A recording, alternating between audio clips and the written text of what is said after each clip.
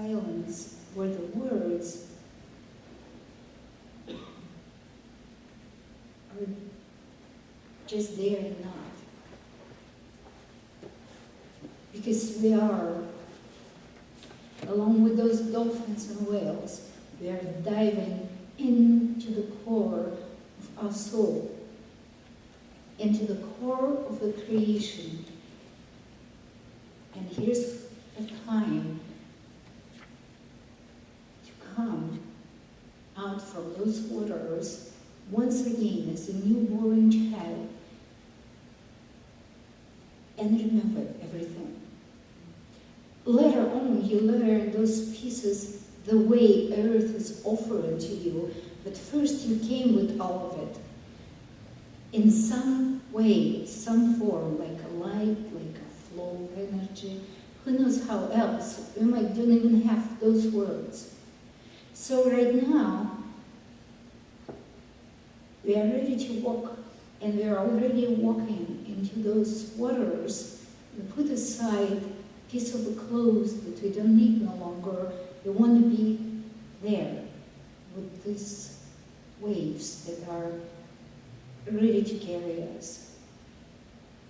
Knowledge, experience, everything we have form, words, images for, at this time, like these pieces of clothes, we put them aside because we go to the core.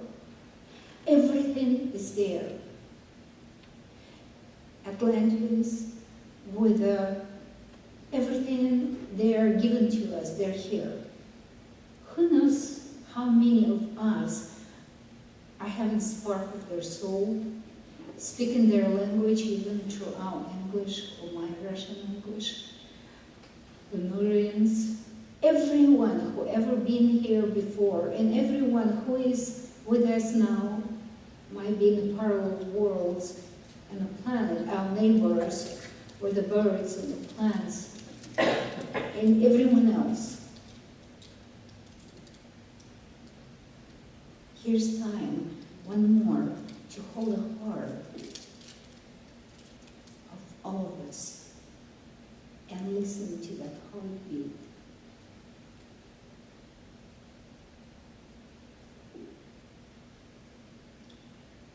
And feel once more how that is to be newborn child once again.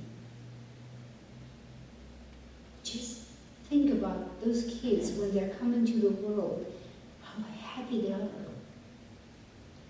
what knowledge and awareness they're carrying. And when we are becoming them again, it's coming to us once more, so we will deliver what we were bringing here, and we will share. And who knows how many people will start new things from what we have right now.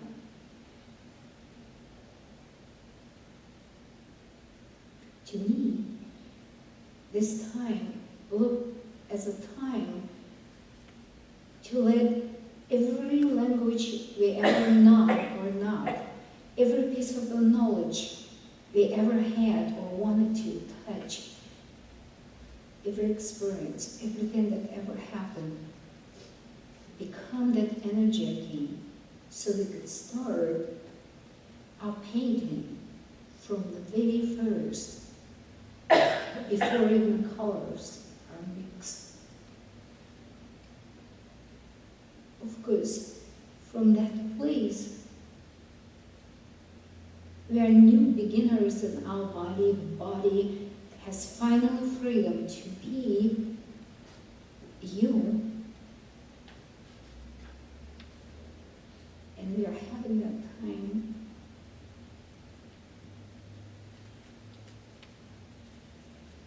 to release whatever is or was on our way.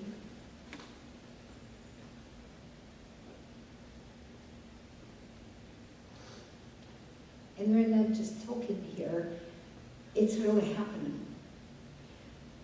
I'm always smiling when I'm looking at Sue and remembering her story, and I'm always thinking in the same exactly words, that to every good story there's a bad story, right? One time, long time ago, I was in Switzerland, and someone was taking sample of the blood before I started working on the person, and she had some equipment to see what the blood cells are doing. So she's looking at them under a microscope, and we are watching them on a computer screen. So she took blood sample from the person that was on the table, and her cat suddenly walked in the room, so she got a blood sample from her cat.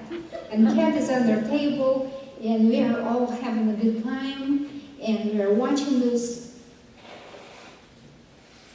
blood cells on the computer screen. Somewhere in time, someone in Santa Fe was doing that, and blood cells were like jumping around, and then they somehow got together under a microscope, and they just got connected.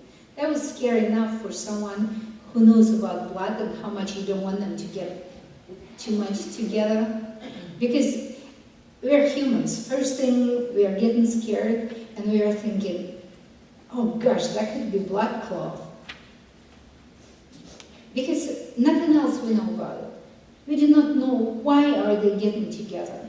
So in the past, I was saying, if you have a business and everyone that works for you, all employees are doing whatever scattered and really not doing their job, you are trying so hard, then they're coming together, they start to do that. Whatever you are all doing in that business, you finally could relax. So when the blood cells are getting together under a microscope, person on the table gets relaxed and happier. But that was some years ago, probably more than 10 years ago, somewhere in Santa Fe. After that was Switzerland. And when we all saw what the blood cells were doing, and not only from the blood sample of the human, but from the cat, just exactly same way. The blood cells got stuck on one another, like you have lots of coins and you put them on top of each other, and they're like very wavy, but they all stay together. And the cat's blood cells and the human blood cells. This woman who was doing that on her computer screen with her equipment have never come to see me. She got scared, so scared, because she never saw anything like that. She had no idea how to explain that. Sue was not there to say, yeah, that's how my bones are getting together. I was trying to say, look, you want to be a solid person. You want to find where are you as yourself and the most of your power, so you're not scattered everywhere and feeling all helpless. It didn't help. She never came to see me. I said, let me do something for you, like a gift on return. Nope. No, we are humans. We are humans, we are afraid, and that's it, period. We all are learning how to see things, like how to be intuitive, more or less we're doing that. We want to see things, but when we see them, do we really want to see them? I mean, seriously, my son died 6 years ago, and I almost mention it almost in every class, because I still learn from him, and I'm sure I'll learn forever. And